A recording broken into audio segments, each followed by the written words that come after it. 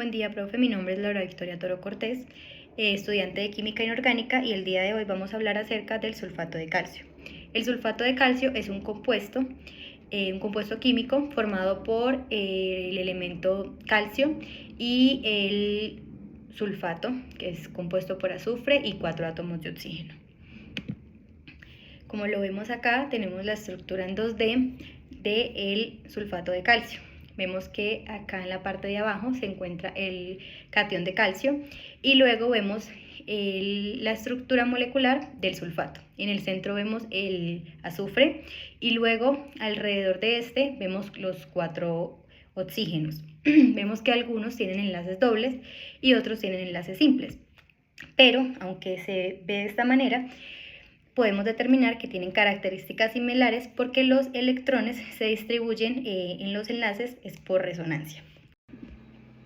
También tenemos una estructura en 3D del sulfato de calcio. En esta parte verde tenemos el catión de calcio y luego tenemos la estructura del sulfato. En el centro tenemos el azufre en amarillo y alrededor los átomos de oxígeno, algunos igualmente con enlaces dobles y otros con enlaces sencillos. La teoría nos dice que si tenemos un elemento y alrededor tenemos 4 átomos, se forma tendría una forma tetraédrica. Esto significa que los dipolos se eliminan o la diferencia de cargas entre las moléculas se elimina y pasaríamos a tener una estructura simétrica. Vamos a ver un poco de las características químicas del sulfato de calcio. El tipo de enlace. Entonces, en el sulfato de calcio tenemos 2 tipos de enlace. Primero es cuando está el sulfato en conjunto, el sulfato de calcio, el CaSO4. En ese caso está formado por el metal, también catión de calcio, y el no metal y anión de sulfato. Este tipo de enlace se llama un enlace iónico. Digamos que la diferencia entre la electronegatividad de cada molécula hace que se atraigan, y en este caso no se comparten electrones. Pero si vemos por separado el ion del sulfato, que es el SO4, nos damos cuenta que se presenta un enlace covalente. ¿Por qué? Porque tanto el azufre como el oxígeno son 2 elementos no metálicos. Entonces, en este caso sí comparten electrones. Solo faltaría mirar cuál de los dos tiene menor electronegatividad o mayor, y así mirar cuál tendría la mayor cantidad de electrones del otro, o si es polar o apolar. Entonces vamos a explicar un poco qué es la electronegatividad. La electronegatividad de un elemento es la capacidad que éste tiene de atraer hacia él electrones. Entonces, entre mayor sea la electronegatividad, mayor es la capacidad de atraer electrones de otros elementos. En este caso, nuestro compuesto tiene 3 elementos, el calcio, el azufre y el oxígeno.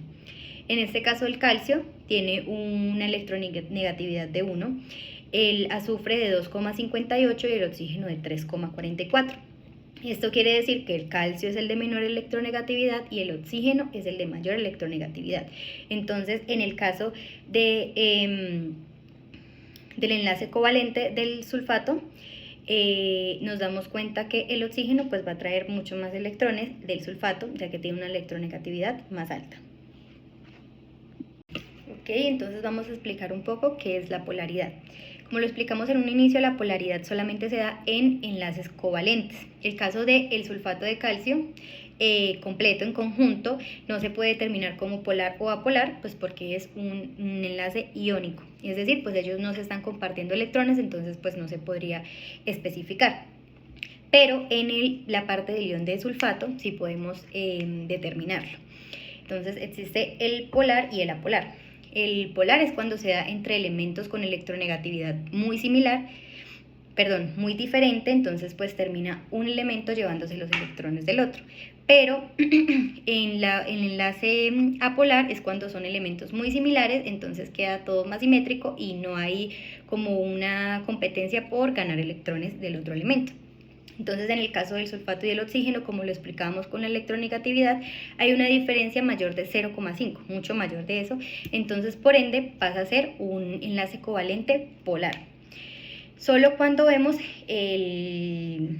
la unión del azufre con el oxígeno, pero cuando hablamos del ion del sulfato como tal, ya entra la geometría molecular y nos dice que esto es nos forma una geometría tetraédrica. Entonces, como les explicaba al inicio, digamos que él lo que hace es una simetría y pues no entran como a competir los elementos y pues todo queda simétrico. Entonces ahí en ese caso pasa a ser la molécula como tal polar, no polar, perdón, o apolar.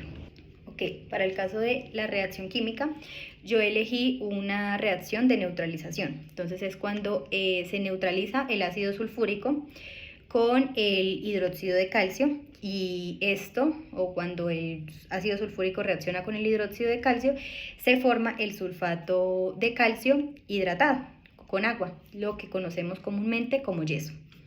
Entonces aquí explicamos el ácido sulfúrico, H2SO4, el hidróxido de calcio, que es SaOH2, y la ecuación balanceada, en este caso la explicamos acá. El ácido sulfúrico más el hidróxido de calcio nos da como resultado el sulfato de calcio más 2 veces la molécula de agua.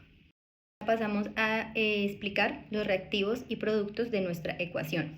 Entonces, en el caso de los reactivos, son los compuestos que están formados por un ácido, que es el ácido sulfúrico, y la base, que es la que neutraliza el ácido. Como productos tenemos el sulfato de calcio, que está formado por el catión de calcio y el anión de sulfato.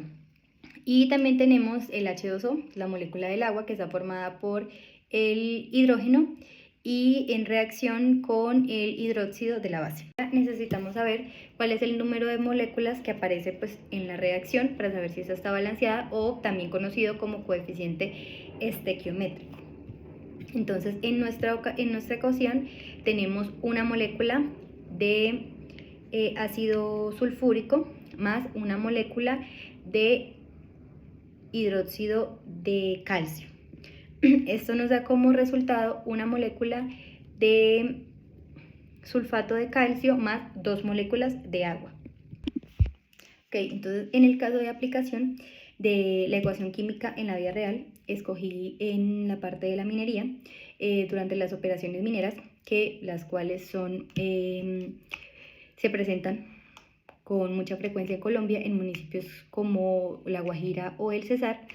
En estas operaciones mineras, digamos que las rocas, los minerales de la roca se fragmentan y son expuestas al oxígeno atmosférico y al agua, tienen un proceso de oxidación y se convierten en ácido sulfúrico, que luego termina en los cuerpos de agua más cercanos, causando así contaminación ambiental. Lo que se puede hacer para neutralizar el ácido sulfúrico que se encuentra en los cuerpos de agua es aplicarle el hidróxido de calcio. Es así cuando el ácido se neutraliza con la base que se aplica y da como reacción el sulfato de calcio que vimos en la ecuación. Listo, profe, muchísimas gracias. Espero que la información haya sido concreta.